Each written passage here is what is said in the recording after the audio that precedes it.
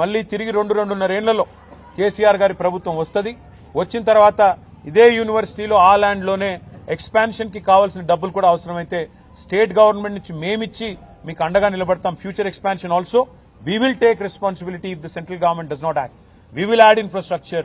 We will come back and we will stand by the students. And in this fight, they are meeting every political party. They are meeting every political leader. I wish them the best. We are with you. We'll raise our voice in all forums.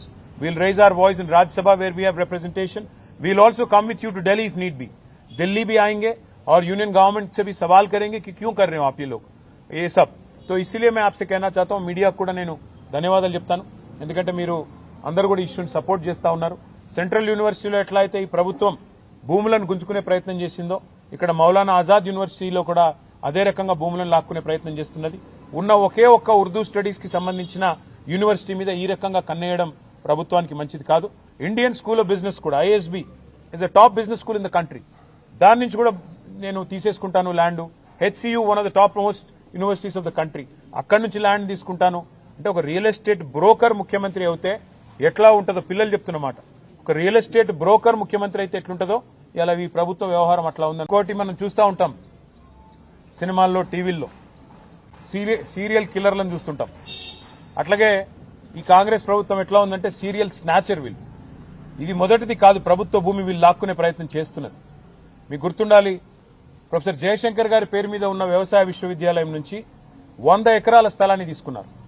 అక్కడ విద్యార్థులు మొత్తం పోరాటం చేసినా ఆందోళన చేసినా వారి ఉద్యమాన్ని అణిచివేసి 100 ఎకరాలు తీసుకుని అక్కడ హైకోర్టు కడతామని చెప్పి వారు ప్రభుత్వం వారు ఆనాడు కూడా స్వాధీనం చేసుకున్నారు.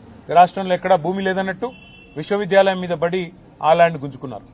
ఆ తర్వాత హైదరాబాద్ సెంట్రల్ యూనివర్సిటీలో కూడా ఇదే రకమైన రియల్ ఎస్టేట్ దందా, ఇదే రకమైన రియల్ ఎస్టేట్ వ్యాపారం అక్కడ కూడా చేసే ప్రయత్నం చేసి 400 ఎకరాలు అక్కడ మరి యూనివర్సిటీ భూమిని కూడా తీసుకునే ప్రయత్నం చేస్తే చివరికి సుప్రీంకోర్టు చీఫ్ జస్టిస్ ఆయన స్వయంగా బీఆర్ గవాయి గారు ఆయన గ్రీన్ బెంచ్ కూడా ఆయనే చూస్తారు కాబట్టి సువమోటోగా ఆయన తీసుకొని ఆదేశాలు ఇచ్చేదాకా వీళ్ళు ఇక్కడ రాష్ట్ర ప్రభుత్వం పట్టించుకోలేదు, కేంద్ర ప్రభుత్వం కూడా పట్టించుకోలేదు.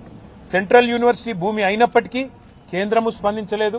ఇక్కడ రాష్ట్రం అయితే ఒక రియల్ ఎస్టేట్ బ్రోకర్ చేతిలో ఉంది కాబట్టి రాష్ట్రం ఎట్లాగూ వాళ్లే హరాస్మెంట్ చేస్తున్నారు కాబట్టి వాళ్ళు స్వయంగా పట్టించుకోలేదు.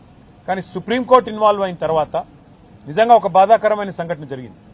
సుప్రీంకోర్టు ఇన్వాల్వ్ అయ్యి ఒక సెంట్రల్ ఎంపవర్డ్ కమిటీని వేసిన తర్వాత ఆ కమిటీ చెప్పింది స్పష్టంగా 10,000 కోట్ల కుంభకోణం ఇందులో జరిగింది, దీన్ని విచారించండి అని కేంద్ర ప్రభుత్వానికి సిఫారసు చేసింది central empowered committee. Appoint special investigation team అని చెప్పింది.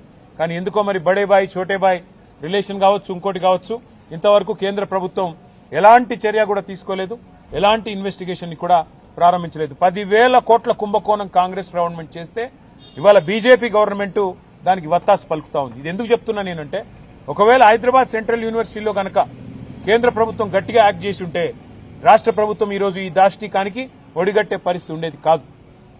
ఈరోజు ఇండియన్ స్కూల్ ఆఫ్ బిజినెస్ వాళ్లకు నోటీస్ ఇచ్చారు, అక్కడ కూడా 100 ఎకరాలు తీసుకునే ప్రయత్నం చేస్తున్నారు. ఇక్కడ మౌలానా అబుల్ కలాం ఆజాద్ యూనివర్సిటీకి నోటీస్ ఇచ్చి ఇక్కడ 50 ఎకరాలు లాక్కునే ప్రయత్నం చేస్తున్నారు.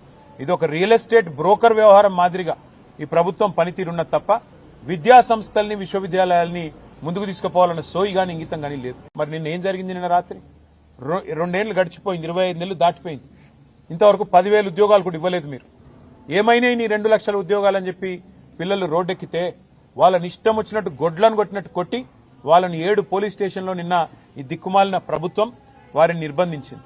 ఈ రోజు కూడా ఉదయం నుంచి మళ్లీ అరెస్టుల మీద అరెస్టులు చేస్తా ఉన్నారు. ఎందుకు? ముఖ్యమంత్రి గారు అక్కడేదో బట్టల షాప్ ఓపెనింగ్ కోతున్నట్ట, దానికోసం ఆ రోడ్డెంబడబోతుంటే ఎక్కడ ముఖ్యమంత్రికి అడ్డం వచ్చి నోటిఫికేషన్ లేవి అని నిలదీస్తారు, ముఖ్యమంత్రిని దిగ్బంధం చేస్తారన్న భయంతో ఇలా పోలీసులను అడ్డం పెట్టుకుని ఈ ప్రభుత్వం బతుకుతా ఉన్నది. మరి ఇంత చేతగాని సన్నాసి రాహుల్ గాంధీ ఎందుకు మాటిచ్చినావు? 2 లక్షల ఉద్యోగాలని చెప్పి ఎందుకు డైలాగులు కొట్టినావు? ఎందుకు పోజులు కొట్టినావు? ఎక్కడ పోయినాయి నీ 2 లక్షల ఉద్యోగాలు?